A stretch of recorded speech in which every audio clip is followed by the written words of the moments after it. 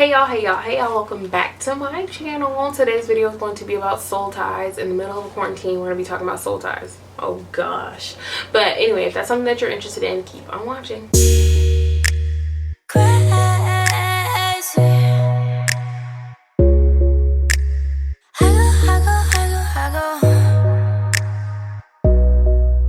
Okay, so to all my people that are not spiritual like me, don't come on this channel talking about you need to do this and do that, because you will be deleted. I don't know why I have to keep on saying this, because people keep on coming on my channel talking about some X, Y, and Z.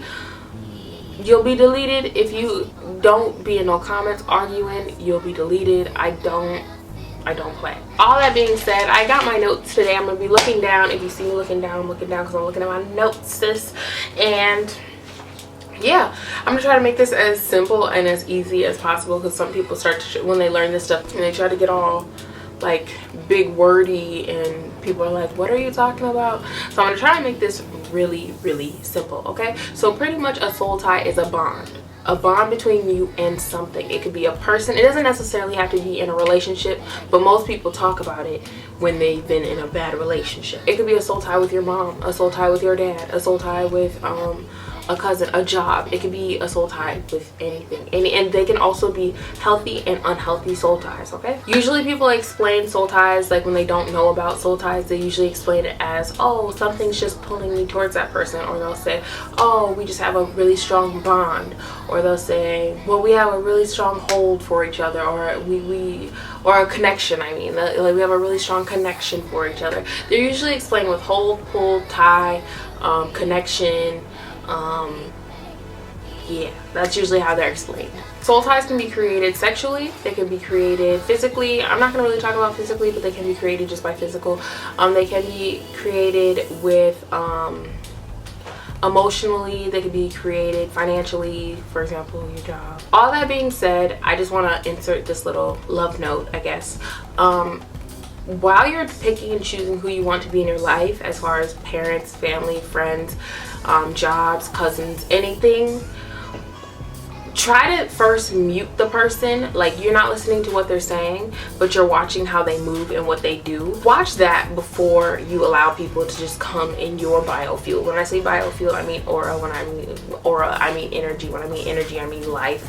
Okay, so before you allow somebody into your life, look at what they're doing, and if you don't agree with what they're doing, don't let that person in your life. A lot of times we try to insert our own belief, or our own belief of their potential and what they could be, and we let that run our life, and we allow bad people in our lives and allow them to do bad things just for their potential, or just how they talk. Some people can talk real slick, and they're talking you out of your own mind. Like, for example, sometimes people at the end of a soul tie, after they've broken a soul tie, they're like, I don't know how I let that happen, or I don't know what I was thinking. Honey, you weren't thinking, sis. You were just listening to what people were telling you, and you were going along with it. And now that you came out of your trance, pretty much, now you're realizing that this person was actually pretty shitty, and they were showing you that they were shitty the whole time. You gotta be attentive to other people's spirits. Stop listening to what's coming out of their mouth and be attentive to their spirit. Okay, so that being said, this is how you recognize a soul tie. So pretty much sex just isn't an act of just we want to do it because we want to do it, or an act of celebration. When I'm saying that, it sounds kind of corny, but you know what I mean. Like, we both want to do it, we're both happy to do it, XYZ, right? Usually when you're in a soul tie, like, you'll do it because you wanted to do it and you felt like your body wanted to do it, but then after you feel like, I probably shouldn't have done that. Why did I do that? You feel regretful. Sometimes it's also just to make them happy, and then other times it's because they're telling you, well, if you don't do it, then somebody else will. So now you're trying to stop him or her from doing something with somebody else, because that's what they're saying. Another way is you obsess over them, kind of detrimentally. Like, you're always kind of worried, what is he doing? Is he gonna cheat on me? What is he doing? Where are you at? You're looking through his phone, you're doing all that kind of stuff. That could be an unhealthy soul tie. Another way to recognize a soul tie is you start to inherit their behavior or their ways of living.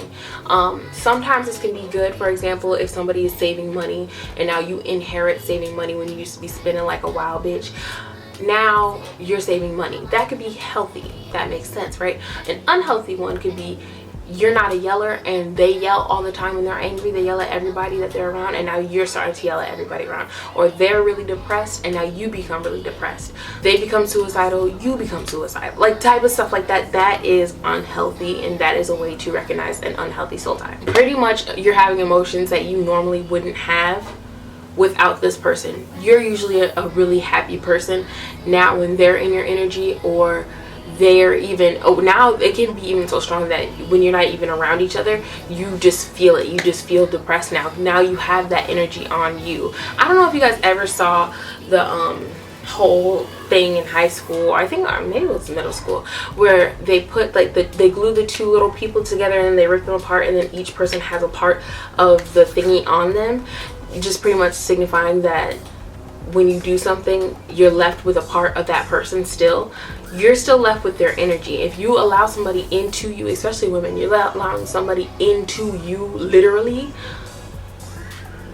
they're gonna leave their energy there, and you want to make sure it's a good energy, sis. Another way to recognize that you are having a unhealthy soul tie is your support base is gone. Your family gone, friends gone, sister, brother gone. Everybody that you used to be around and that you had a healthy relationship with, they're gone because they don't want to be around that person, because they see what you don't see, sis. Okay, or brethren. Yeah, pretty much like that. Now don't get that confused with family members who are just petty and don't want you to be happy. All right, so I'm going to get into how to cleanse soul ties. First step, in my opinion, this is all my opinion. If you have more to add to my opinion, well, you can't really add to my opinion, but if you have anything in your opinion that you want to add to this video, comment that below. So my first step is you have to acknowledge that there is a soul tie, because some people, they'll try to be like, no, I don't, but then be looking up their Facebook behind closed doors. No. So you have to acknowledge that you have a soul tie to this person. You also want to forgive yourself for allowing somebody to hurt you, because you did. You have to take responsibility pretty much that this is something you allowed into your life, which some people don't want to allow, or some people don't want to admit that, but I mean, you're gonna have to even start your journey of getting rid of soul ties. My next step is a purge state. Y'all gonna have to purge that. Look, sis, no contact, no seeing. You want this person out of sight, okay, out of ears, out of mouth for at least 2 to 3 months, okay? So that means getting rid of your friends that are gonna still talk about them friends that are like, oh, I miss y'all together. You gotta go, sis. Pictures that remind you of this person, songs, scents, makeup, clothes, wigs. If he bought you a wig, girl, put it away. Don't throw it away, sis. Put it away until it's over. Just don't wear it. Don't throw your wig away. But you get the point. Okay, so my next step is gonna be hard for some of y'all. No rebounds. Y'all can't have a rebound, okay? Ain't no rebound.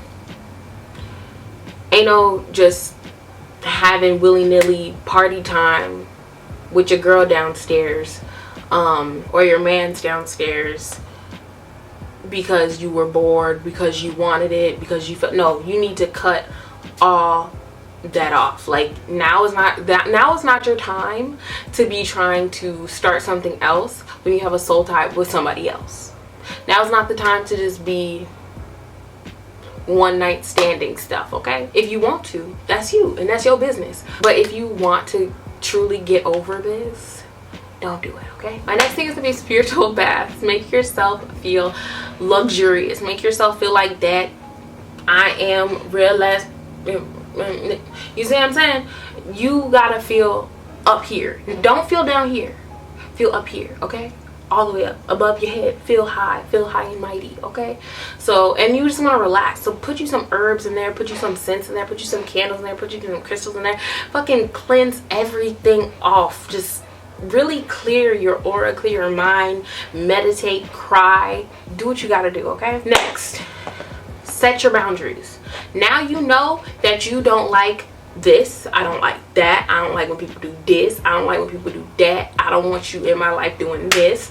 Now you know. Write that down, journal it, start journaling.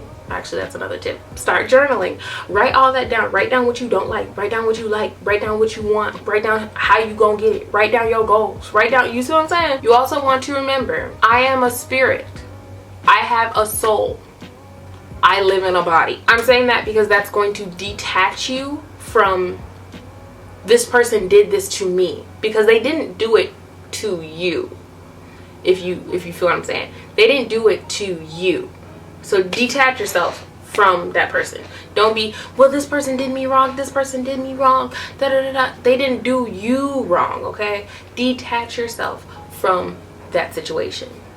Say they did themselves wrong, because everything is interconnected. Everything is gonna go in a circle. So they did it to themselves. They didn't do it to you. You don't harness that hurt. Let them have it. Now, after you've done your inner work, now you can do your outer work. Look cute. Be cute. Feel cute.